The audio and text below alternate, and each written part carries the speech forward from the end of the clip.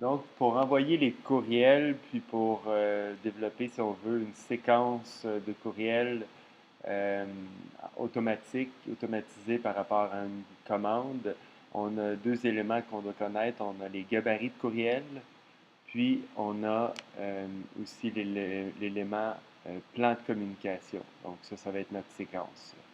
Donc, les deux éléments pour la séquence de communication sont dans gabarit de courriel, dans le menu Autres, puis plan de communication. Donc, la première étape, si on voit ici dans gabarit de courriel, on a les courriels générés automatiquement par le système en français. Donc, courriel de confirmation, pré-arrivé, puis post-réservation et sondage. Donc, ici, je peux aller voir un exemple de courriel de confirmation. On voit ici, c'est vraiment un gabarit dynamique, donc on peut changer les variables qui correspondent aux variables de la commande. Donc ici, dans la documentation, vous allez voir la valeur de la correspondance de chaque variable. Puis on peut voir ici, euh, en fait, dans un exemple de confirmation, comment c'est utilisé. Donc, on voit ici, ça serait bonjour, le nom du client. Après ça, la description des items. On aurait ici, par exemple, un lien vers la confirmation. Donc, si je veux utiliser ce lien-là pour vraiment là, en faire un lien, mais j'ai juste à aller, euh, à aller modifier ici, à aller me créer un lien. Donc, je vais le sauvegarder. On voit ici, on a un lien de créer. Donc, ici, on a un petit WYSIWYG qu'on appelle. On peut vraiment formater notre HTML, là, notre code pour qu'il ait l'air de ce qu'on veut. Donc, ici, je vais simplement sauvegarder. Puis, on voit ici l'exemple, ce que ça donne. Donc, c'est ce que le client va recevoir.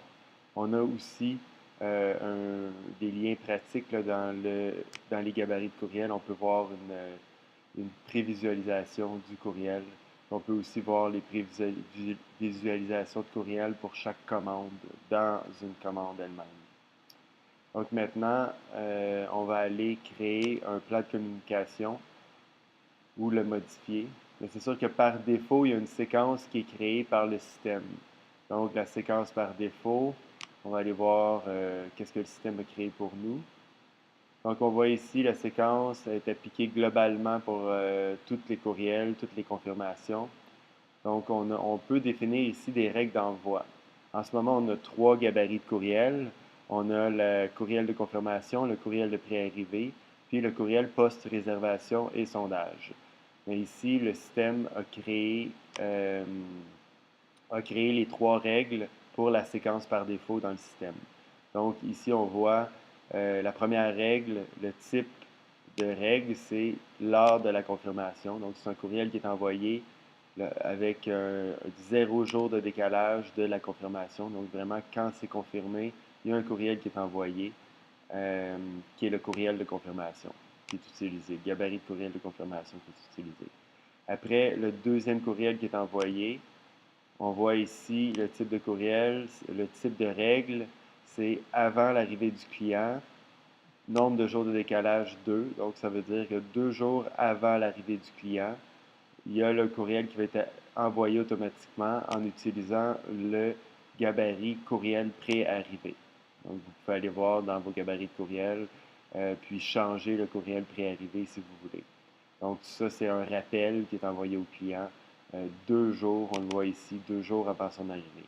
Vous pouvez le changer, vous pourriez le mettre à différents jours ou même enlever cette règle-là, puis garder juste le courriel de confirmation si vous voulez. Ou encore, une troisième règle qui a été créée dans le système automatiquement. Donc, c'est la règle après le départ du client. Donc, c'est un courriel de remerciement, si on veut. Donc, ici, on l'a créé par défaut à un jour après le départ du client. Il y a un courriel qui est envoyé qui utilise le gabarit post-réservation et sondage. Donc, ça, c'est votre séquence par défaut qui est dans le système. Vous pouvez l'utiliser tel quel ou encore enlever des éléments dans la séquence ou rajouter d'autres éléments à votre guise. puis ajouter ou modifier les gabarits de courriel existants. Encore une fois, c'est dans le menu Autres, ici, Autres, gabarits de courriel. Donc, merci.